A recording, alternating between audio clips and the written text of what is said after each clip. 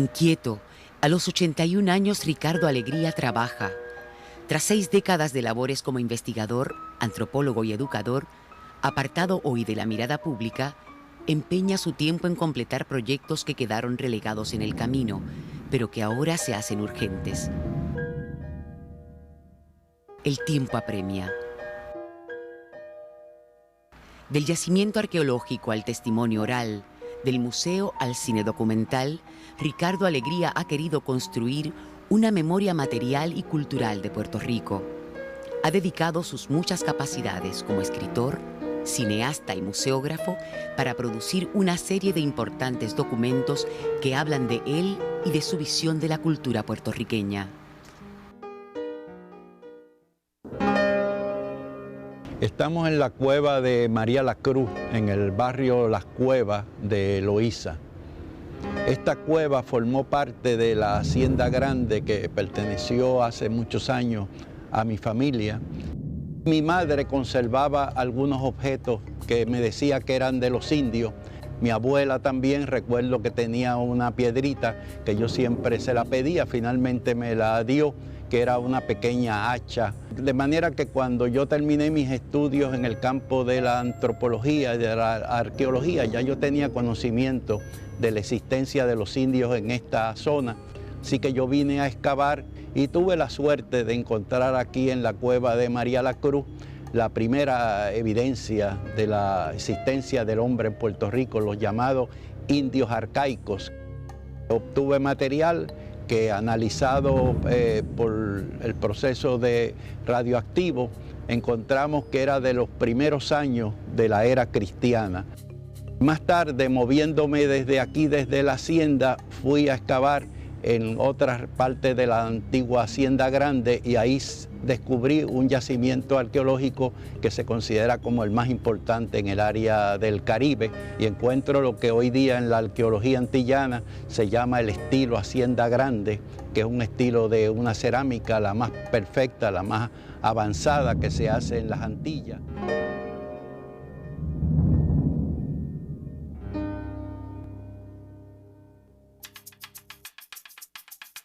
Para la década del 30 en San Juan se concentraban elementos claves de la sociedad isleña, centro de la gestión política, militar y religiosa desde los tiempos de la administración española. En la ciudad vivían las élites políticas y económicas y se exhibían los signos de una comunidad que buscaba afianzar su lugar en el siglo que avanzaba bajo la bandera norteamericana. Era representativa de todas las clases sociales y de las contradicciones materiales existentes en el país. En esta ciudad, Ricardo Alegría vivió momentos de particular significado, con efectos palpables en todas las facetas de su vida.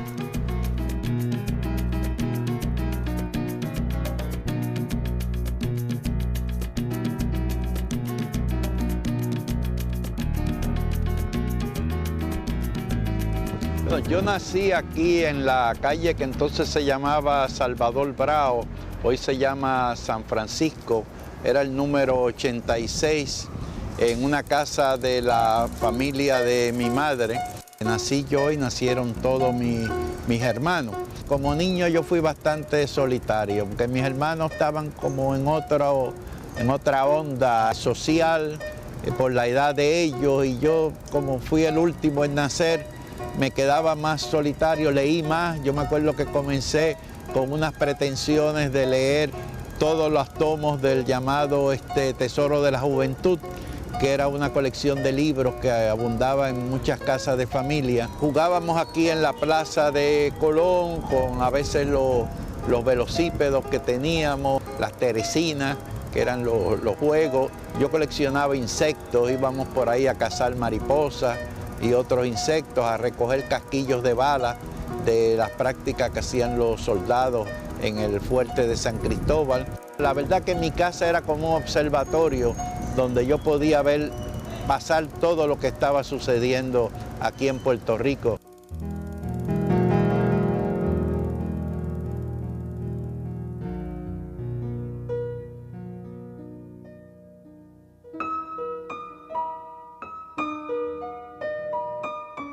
Esta visita me trae recuerdos de hace más de 70 años, cuando todos los estudiantes nos reuníamos aquí en el patio para entonces comenzar a jurar la bandera norteamericana. Y entonces yo me negaba a hacerlo por lo que había aprendido de mi padre, de que la bandera nuestra era la bandera puertorriqueña, y se me castigaba y se me decía que regresara a mi casa, que estaba muy cerca, así que yo tenía que ir a mi casa, y entonces papá me acompañaba y hablaba con la principal y le explicaba, y como él era el presidente de la Asociación de Padres y Maestros, pues el castigo no era muy severo. Recuerdo que los niños tenían que celebrar la fecha patrióticas de Estados Unidos, como el 4 de julio y otra fecha. La maestra nos dijo que todos nos teníamos que vestir de un norteamericano ilustre para una marcha que se iba a hacer por el viejo San Juan, y yo fui muy preocupado a explicarle a mi padre lo que la maestra decía, pero mi padre me dijo: no te preocupes, te vas a vestir de un norteamericano ilustre. Ese norteamericano se llama Patrick Henry y fue uno de los grandes defensores de la independencia de los Estados Unidos. Me hizo un rótulo que decía en español: dadme la libertad o dadme la muerte, que fue el grito de Patrick Henry. Y yo pues cumplí la asignación que me había hecho la maestra y caminé por todas las calles de San Juan, muy orgulloso, vestido como Patrick Henry, pero llevando también una bandera que decía: dadme la libertad o dadme la muerte.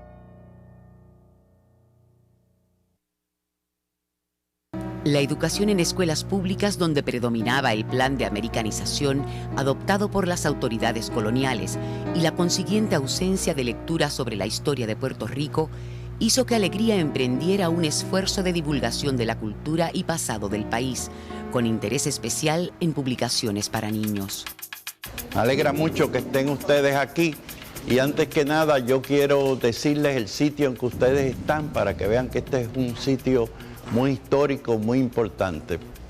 A lo mejor donde ustedes están sentados, por ahí estuvo Eugenio María de Hostos, ustedes saben quién es. Estuvo Valdoriotti de Castro, el hombre que luchó porque los puertorriqueños tuvieran todos sus derechos. Estuvo José Julián Acosta, que luchó por la abolición de la esclavitud. Estuvo el padre de nuestra literatura, Alejandro Tapia y Rivera.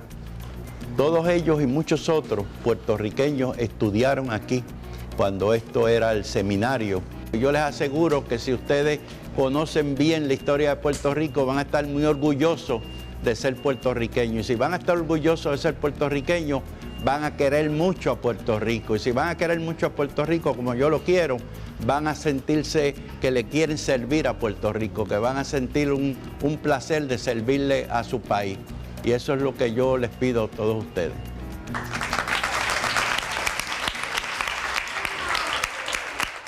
2 y 3. Ese móvil océano, gran espejo, donde luce como adorno sin igual. Este terruño boricano es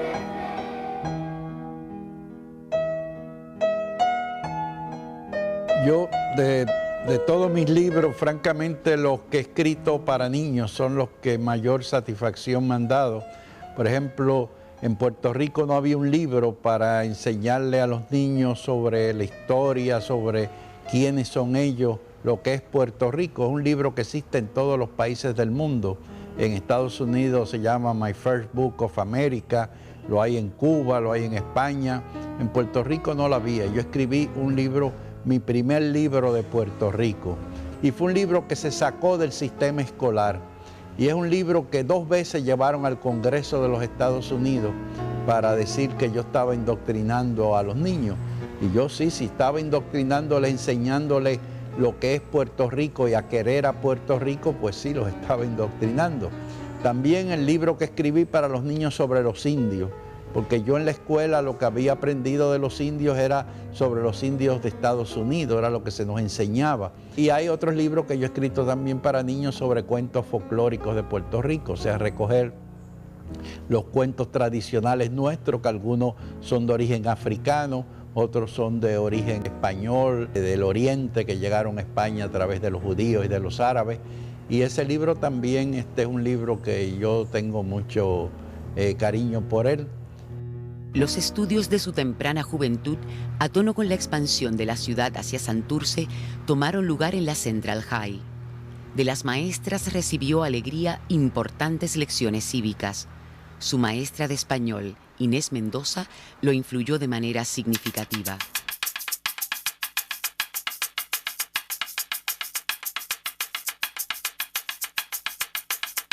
Yo llegué a la escuela central, la Central High, como se le decía entonces, de la escuela Valdoriotti, donde me había graduado de 8º grado. Eso debió haber sido por el año entre 1935 o 36. Este era el gran centro educativo, yo diría, de todo Puerto Rico. Aquí estudiaban cientos de estudiantes. Era escuela pública. Y aquí pues se formaba muchas personas porque un diploma de esta escuela equivalía, yo diría, a lo que hoy día es un bachillerato. Tuve también la oportunidad y la distinción de estudiar con doña Inés María Mendoza. Fue mi maestra de español y viví el episodio cuando ella comparece ante un comité que viene de Estados Unidos, un comité de derechos civiles, a estudiar lo que había pasado en Puerto Rico en la masacre de Ponce. Comparece ante esa comisión a declarar en contra de la enseñanza en inglés. Y eso pues le va a costar a ella el puesto. Y yo como discípulo de doña Inés y un gran admirador de ella y con el sentimiento también puertorriqueñista, quise organizar un movimiento de protesta por lo que le había pasado a doña Inés. Y a mí, a José Tejada, un compañero de entonces, nos echaron de la escuela por una semana. Pero doña Inés se quedó fuera de la escuela para toda la vida. Me fui al Politécnico, que en ese momento el Politécnico era un colegio universitario donde a veces las familias mandaban a los hijos para que se los domaran, porque era un colegio bien fuerte. Yo era un muchacho de San Juan, de la capital, de La Loza, como decimos nosotros, y allá pues me asignaron algunos planes de esos industriales, por ejemplo, cortar caña. Yo nunca había tenido un machete así en mi mano cortando caña. Después sembrando vainilla. Me obligaban también a cosas de carácter religioso, que era un colegio en ese momento muy activo, la actividad religiosa en el colegio, pues hizo de mí un poco algo de rebeldía. Y entonces pues expresaba esa rebeldía de alguna forma, o no estudiando, o tirando petardos, hasta que finalmente pues me fui de allí. Los años universitarios le ofrecieron una experiencia transformadora en muchos sentidos. Durante la rectoría de Jaime Benítez, el recinto de Río Piedras se convirtió en el principal centro de formación humanística del país. Bajo la tutela de Rafael W. Ramírez, su profesor de Historia de Puerto Rico, Alegría puso en práctica lo que en sus años de infancia fue un pasatiempo: organizar objetos en colecciones. En estas tareas, Alegría fue perfeccionando su interés por la museografía y la etnografía, intereses que le inclinaron a proseguir estudios graduados. En la Universidad de Puerto Rico yo no fui un buen estudiante, yo fracasé en inglés todos los años que tuve inglés, hasta que un maestro, para que no volviera más a su clase, me dijo, mira, no vengas más y te voy a dar D. Y yo acepté. Ahora yo fui un buen estudiante en español, en cursos de literatura y en historia, era lo que a mí me interesaba.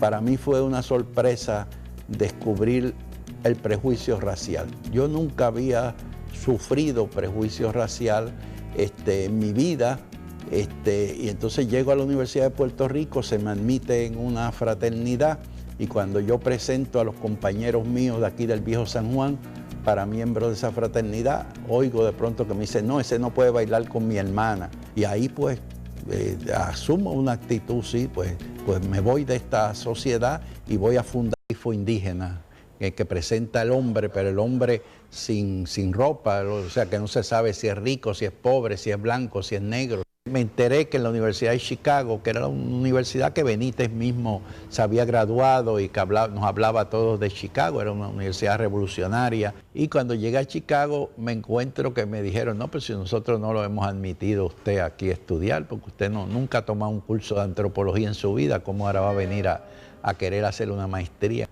Y entonces el doctor Robert Redfield, que después fue un gran amigo mío, y que era el gran profesor de antropología, era decano de ciencias sociales en Chicago, me dijo, bueno, ya que usted está aquí, está bien, vamos a ponerlo a prueba.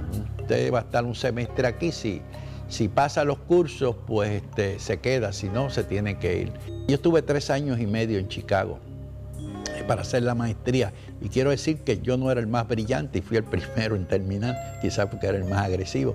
Pero esas experiencias mías en Chicago fueron muy importantes, porque de ahí es que yo aprendo algo de museografía, participo en excavaciones arqueológicas en Estados Unidos, convivo con grupos indígenas, todas las experiencias que tuve, y además la oportunidad de estudiar con grandes figuras. Yo tenía muy buenas recomendaciones de antropólogos distinguidos, y fui a Harvard a hacer el doctorado. Ya iba con Mela, que ya nos habíamos casado, ya teníamos 2 hijos, y vivimos allá en Cambridge. Después Mela regresó porque la vida ya era muy fuerte. Yo me quedé un semestre más en lo que terminaba trabajar en la tesis, en investigaciones.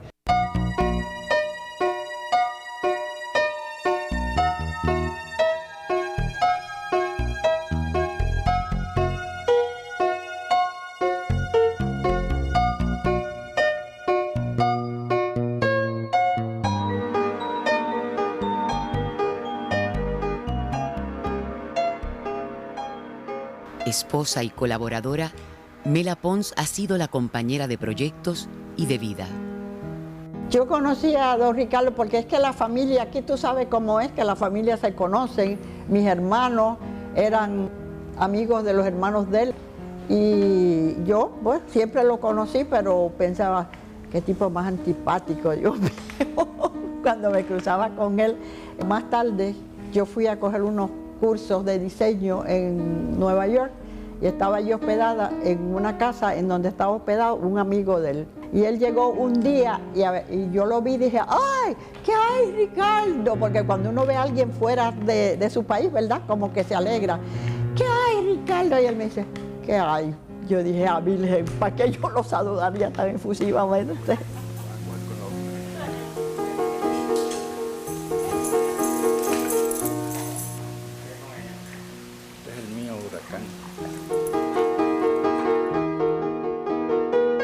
Nosotros tenemos 55 años de casados.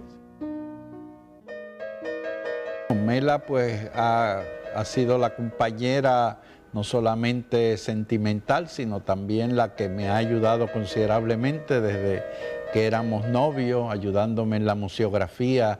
Casi toda la museografía, o toda que se hizo en el Museo de la Universidad, lo hacía Mela, montando las exposiciones, las primeras exposiciones de arqueología, de arte popular que hicimos, y entonces ilustrándome mis libros, y también más tarde en la dirección del Instituto de Cultura. Ella trabajó también en la museografía de los museos que hicimos.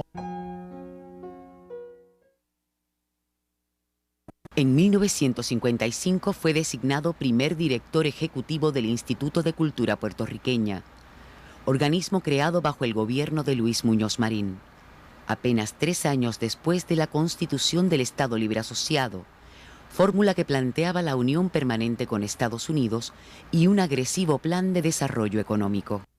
Pero no es sino en 1952 que surge de verdad la profunda realidad política del Estado Libre Asociado como nueva forma de libertad de nuestro pueblo en leal amistad y firme asociación con los Estados Unidos. En sus comienzos, aquel 25 de julio de 1952 fijó en la historia patria un rumbo definitivo a nuestras mutuas relaciones, que fue consagrado por la voluntad del pueblo.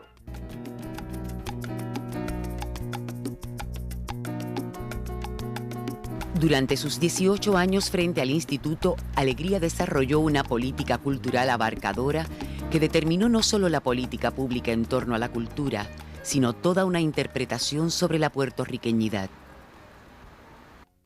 Sí, desde aquí veo el Casino de Puerto Rico, donde yo pasé buena parte también de mi niñez y de mi juventud. Y más tarde yo pude obtenerlo para sede del Instituto de Cultura Puertorriqueña en el 1955. Es Muñoz Marín el que presenta ante la Asamblea Legislativa la idea de crear el Instituto de Cultura Puertorriqueña. Es por primera vez que en Puerto Rico el gobierno va a establecer una política pública de defensa de la cultura puertorriqueña. Para mí, la cultura puertorriqueña es el alma de la nación. Yo creí conveniente que el logo de la institución reflejase nuestra nacionalidad y por eso le pedí a Lorenzo Omar que dibujara ese logo con las tres razas que se han unido en Puerto Rico para formar al puertorriqueño. En primer lugar, al indio taíno, con elementos representativos de su cultura, las plantas de yuca, con sus facciones que ha influido también en el puertorriqueño, en el tipo físico nuestro, y también llevando un cebí, que es un ejemplo del arte indígena. Entonces el español con la gramática de Nebrija, que representa la lengua que nosotros hablamos, el español, y al fondo está las naves de los conquistadores con la cruz, que representa el cristianismo que llega con ellos. Entonces el africano, que es el tercer grupo en entrar aquí en Puerto Rico, representado también por un negro que tiene en su mano un machete que nos recuerda el trabajo que ellos realizaron, y también tiene una máscara del folclore y un tambor, y también están las plantas alimenticias con que los africanos enriquecieron a Puerto Rico, el plátano. Y esos son los tres elementos que unidos forman nuestra nacionalidad y nuestra cultura, y que en todas las expresiones nuestras pues se encuentra la huella de esas tres raíces nuestras.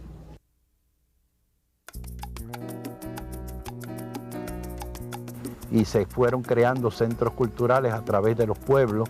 Son centros autónomos que están compuestos por el liderato cívico del pueblo, interesados en presentar obras de arte, exposiciones, obras de teatro, y también para que sirvan para proteger y conservar la historia de los pueblos. Comencé a hacer museos monotemáticos sobre temas. Hice el Museo de la Familia Puertorriqueña, el Museo de Arte Religioso en Portacel, y según se restauraban edificios se le iba dando una función. En las ruinas de Caparra, cuando las restauramos, pusimos un museo también sobre la historia de la conquista y colonización, y muchos otros, pero hacía falta un museo que llegara a los pueblos, y lo usamos para llevar exposiciones por todos los pueblos de Puerto Rico. Ahí circuló una exposición muy importante, yo creo, de su trascendencia, que se llamaba 2 siglos de pintura puertorriqueña, con ejemplos de la pintura desde Campeche hasta la pintura que se hacía en ese momento en Puerto Rico.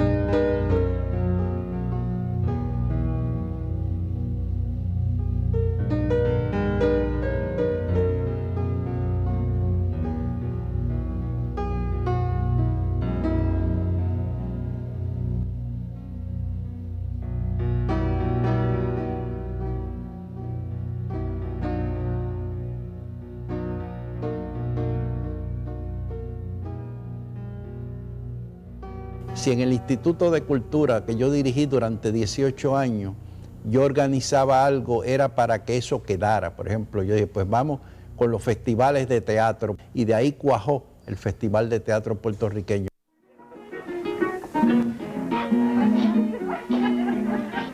El instrumento que para mí siempre era el instrumento típico nacional nuestro, el 4, estaba desapareciendo. Entonces le pedí a Paco López Cruz, que estaba en España, que regresara a Puerto Rico para escribirme, para publicarse por el instituto, un método para tocar el 4.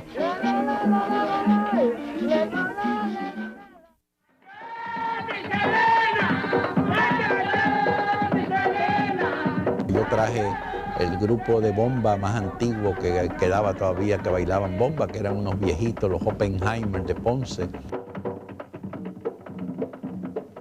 Asimismo con el grupo Areito, no era para crear un grupo que bailara hoy y desapareciera, no, para que quedara el grupo Areito como una parte de la función del instituto.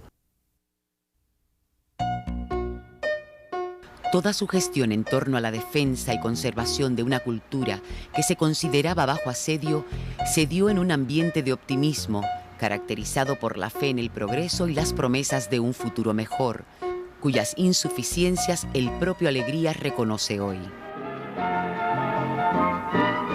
Cuando yo estudiaba en los años 40 y 50, nosotros creíamos en el progreso que iba a haber medicina, que se iban a acabar las enfermedades, lo que nos hicieron creer con la Segunda Guerra Mundial, cuando se decía que había que ir a esa guerra para acabar con las otras guerras.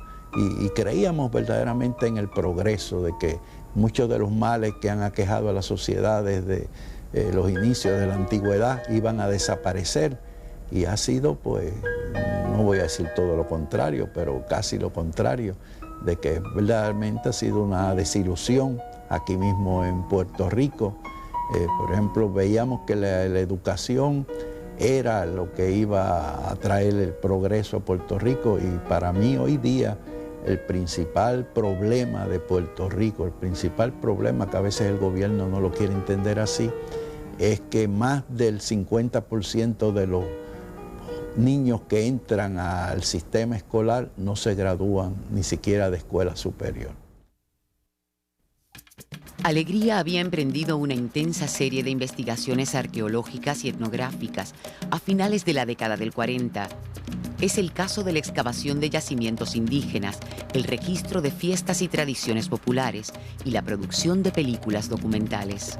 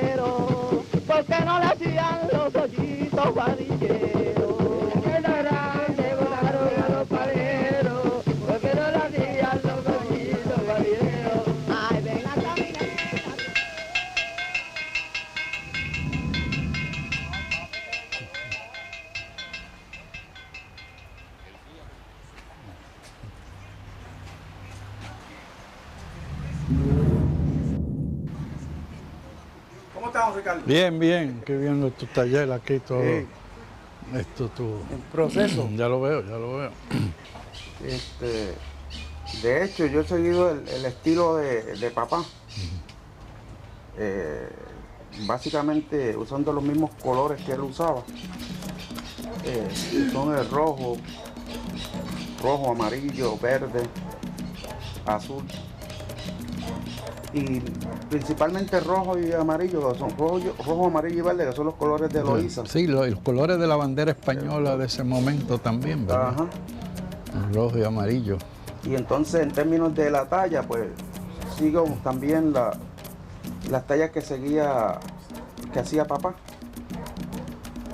Y entonces, pues trato de mantener dentro de lo tradicional en Loíza, ¿no?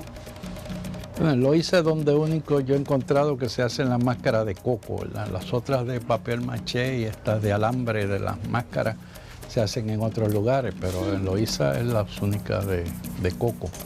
Aquí tenemos la careta de alambre también, la que se usa en las fiestas de Santiago Sí, Apóstol. para los caballeros. Para los caballeros, Sí. que estarían más bien representando a los españoles o al mismo Santiago Apóstol, ¿no? Sí. Y los gigantes, pues entonces la contraparte que estarían representando a los árabes. Sí, es la lucha del bien contra el mal, tal como se representó en las guerras medievales en España, ¿verdad? Con Santiago Apóstol, defendiendo el cristianismo frente al paganismo. Es como digo siempre, es el maletín que trajo el africano, que el maletín imaginario donde traía pues su música, su tradición, su cultura. Y eso, pues, al mezclarse con los taínos y con lo español, pues entonces que surgimos nosotros como pueblo. Y de ahí, pues, la aportación, pues, africana, que en parte una de ellas es, pues, esta. En sí la máscara es donde está la huella esa africana, por la importancia que ha tenido la máscara en el arte africano, que es la que revoluciona verdaderamente el arte moderno, cuando artistas como Picasso y otros se comienzan a inspirar en la máscara africana para romper con los cánones tradicionales europeos y va a producir lo que hoy llamamos arte moderno. Yo he venido siempre admirando la obra de Samuel porque es verdaderamente el artista que ha destacado la fiesta de Santiago Apóstol, especialmente en los carteles que se han hecho para la fiesta, que él ha hecho carteles casi todos los años y que reflejan verdaderamente la fiesta en todos sus elementos tradicionales. Es un elemento ya fundamental en el arte puertorriqueño como una expresión de la herencia africana y del sincretismo religioso alrededor de la figura de Santiago Apóstol. En las fiestas hay tanto colorido en la calle, hay tanta expresión de pueblo, hay un drama en la calle tan intenso. Sí, sí. Yo digo que en ese momento, fuerza en ese momento de procesión, en ese momento donde yo veo toda esa amalgama de colorido, el arte está en las calles. Es que Loíza es la única fiesta donde hay 3 imágenes y las 3 imágenes están asociadas con grupos de sexo y de edad y ese es un elemento africano. Es un elemento africano. En África, sí, en África la sociedad se divide por sexo y por grupos de edad y eso lo hay aquí en la fiesta, que no lo hay en ninguna otra fiesta de Puerto Rico. Por eso es que hay 3 Santiago, Santiago de los niños, Santiago de las mujeres y el Santiago de los hombres. Yo soy una de esas últimas generaciones, yo creo que vivió la fiesta en ese sentido de que se daba como que era algo bien aparte en medianía alta. Sí, medianía alta. Todo este sector de medianía, ¿no? Sí, y era una fiesta más íntima de las personas de Loíza y de los barrios vecinos, de Carolina, de Canóvana. Este era el tipo de máscara, Samuel, que hacían los músicos. Los viejos, eran los viejos que no hacían máscaras elaboradas ni se disfrazaban, sino se ponían ropa vieja y una máscara y eran los que con la música animaban la fiesta. Estas ya son una loca. Las locas que se pasaban pidiendo dinero y actuando como locas en el pueblo y que bailaban también con los músicos, que les encantaba el relajo, ¿verdad? Que es una tradición nuestra puertorriqueña. Sí, había mucha cuestión mística. Mística y mucho del espiritismo o de la cuestión esta de... Sí, porque leía la mano y hacía muchas cosas para pedirle una propina y limpiaba el piso. A veces andaba con una escoba. Yo me acuerdo de niño en el viejo San Juan que había una máscara tradicional que se llama Maximina y todo el mundo iba gritándole detrás a los muchachos, Maximina, loca es, y era de ese tipo de... Aquí murió hace poco un señor que él tenía un altar bien famoso en Medianía, un altar, y él hacía la obra, y él se disfrazaba de loca y con el tigüero él se tiznaba la cara. Entonces se ponía un traje y se ponía... Entonces en la fiesta él se le aparecía a cualquiera y le limpiaba el camino y con el tigüero le... Y la gente era receptivo a eso porque se detenían y sabían que era un personaje que lo que estaba era haciéndote una limpieza. Una limpieza, Lo que que después se cogía el tizne de la lata que llevaba y manchaba a las personas. O sea, tú tenías que cuidarte porque te tiznaba. Sí, habían esas maldades. Que la loca tiene un sentido de limpieza, dentro de andaba a veces por aquí, andaba con una lata limpiando las calles. Donde echaba el mal, donde recogía todo el mal.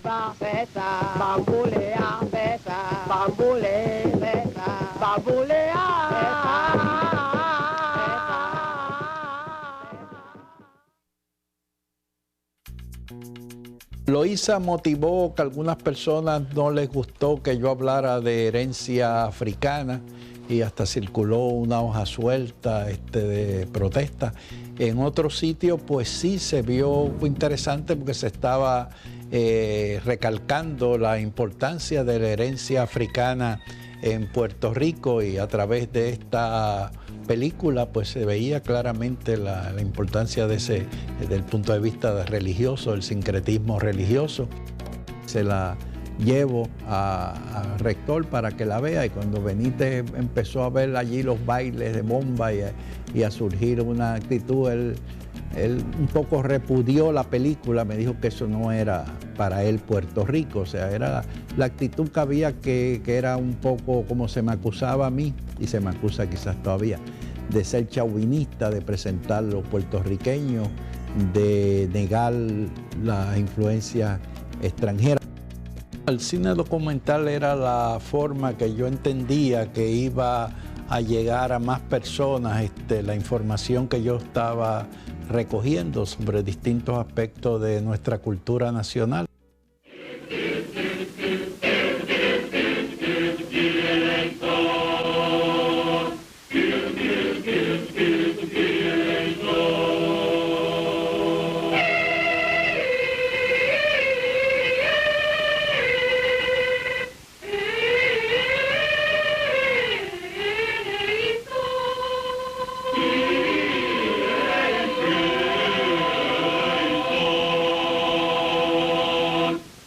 En la película Santero yo lo que quería era presentar la situación que estaba sufriendo la imaginería religiosa popular en Puerto Rico. Se estaba estimulando que las personas devotas compraran los santos hechos industrialmente, y también el hecho de que ya el santo tradicional, el santo tallado en madera, estaba perdiendo su valor desde el punto de vista religioso, para convertirse ya en un objeto de arte. Esa es la tesis de la película, de cómo el santo termina en un museo, no en un altar doméstico como era tradicionalmente el uso de los santos.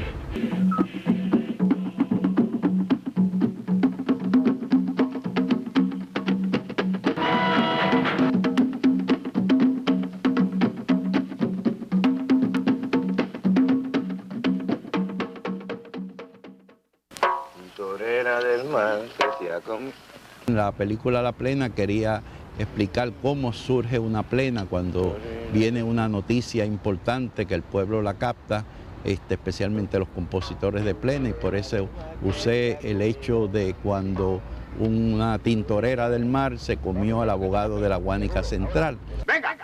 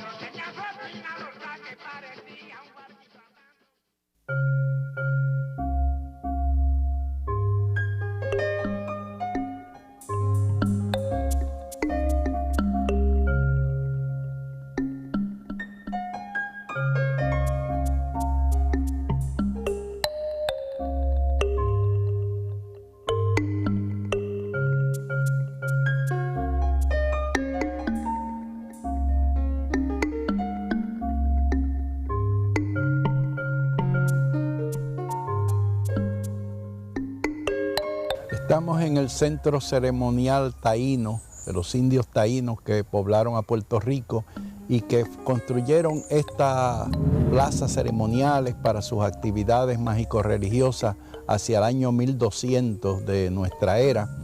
El parque fue excavado originalmente en el 1948, cuando yo dirigía el Centro de Investigación Arqueológica de la Universidad de Puerto Rico, y más tarde el Instituto de Cultura adquirió los terrenos y lo rescabó y lo ha convertido en un parque nacional, un parque histórico para Puerto Rico.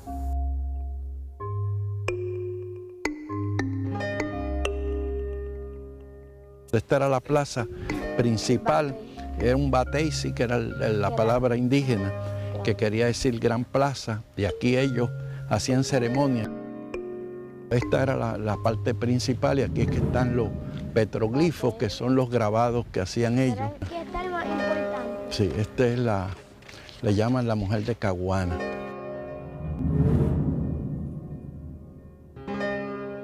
La ceiba era un árbol que para ellos era también un árbol sagrado, y por eso cuando restauramos pues se trajo esta ceiba. Todavía escuchamos el trino de los pájaros nativos nuestros, ruiseñor, que abunda mucho por aquí, y otros pájaros de la fauna de la época indígena. Fueran los jíbaros los que sabían, porque los arqueólogos todavía no sabían cuál era el uso de esto, y los campesinos se referían a esto como el juego de bola. Quedaba en la tradición que los indios jugaban a la pelota aquí. En el juego cada equipo se lanzaba la pelota al otro y él tenía que contestarla para mantenerla en el aire, y no le podía dar a la pelota con las manos, sino que le tenía que dar con el hombro, con las caderas y con la cabeza para mantener la bola en el aire. Cuando la bola caía en tierra y quedaba estática, muerta en tierra, ese equipo perdía un punto. Tenía también un valor ceremonial, era una forma de como leer el oráculo, de saber lo que iba a pasar. Se ha pensado que quizás este sitio para ellos fue una inspiración, porque las montañas que están a lo lejos casi forman el semí, que era el ídolo de ellos, el ídolo de 3 puntas, y es posible que esa montaña tuviera cierto culto para ellos. Por eso construyeron aquí esta plaza ceremonial, para la cual tuvieron que trabajar, porque tuvieron que sacar tierra, mover tierra. Aquí fue verdaderamente una empresa de ingeniería. Todas las acciones mías han sido para que perduren. En el Museo de las Américas yo quería que el pueblo de Puerto Rico viera que el arte nuestro y la historia pues no tiene nada que envidiarle a lo que se está haciendo en otros países. Yo no creo mucho en esas cosas fugaces, de hacer un gran espectáculo, de invertir muchos miles de dólares en algo que no deja huella. Para mí la satisfacción es que hoy día el puertorriqueño promedio conoce más de su historia y de su cultura que la que conocíamos hace 50 años. Hay más orgullo en nuestra nacionalidad, hay mayor conciencia. Ricardo Alegría ha vivido marcado por las batallas libradas a lo largo de los años. Llegados los 81 años, se hacen más urgentes los asuntos pendientes. Su vida como ciudadano privado evidencia un afán por buscar respuestas a sus preguntas sobre el futuro del país. Todas las acciones mías pues iban dirigidas a que los puertorriqueños tuvieran un mayor orgullo de su nacionalidad, porque yo siempre he creído que uno de los problemas políticos de Puerto Rico que se manifiesta en las personas que no creen en el derecho de Puerto Rico a su soberanía es la falta de conocimiento de la historia de nuestro país. Muchas personas han olvidado, pero en el 53 Estados Unidos fue a las Naciones Unidas y les dijo por voz de Henry Cabot Lodge, que era una gran figura en la política norteamericana: nosotros no vamos a seguir rindiendo el informe que hemos venido rindiendo a las Naciones Unidas desde 1946, desde que se fundó las Naciones Unidas, porque Puerto Rico ya dejó de ser una colonia. Así lo reconocieron las Naciones Unidas, que Puerto Rico no es pueblo dependiente, a solicitud del propio gobierno de los Estados Unidos, por voz de sus representantes, el embajador Henry Cabot Lodge y el doctor Antonio Fernosi Cern, miembro especial de la delegación norteamericana ante el más alto organismo internacional. Alguna gente me dirá, no, el Congreso dijo falso, el Congreso nunca ha vuelto a hablar como Congreso, porque yo se lo dije a Clinton así, y él todo lo que me dijo es, that's so. Y entonces salió el ayudante de él a la defensa y me dijo, well, Alegría, it was a misunderstanding. Yo le digo, bueno, si fue un misunderstanding, ustedes están obligados de ir a corregir el misunderstanding y que Puerto Rico vuelva a la lista de colonia de donde ustedes lo sacaron, diciendo que Puerto Rico ya había dejado de ser una colonia. Tienen que clarificarlo allí en las Naciones Unidas.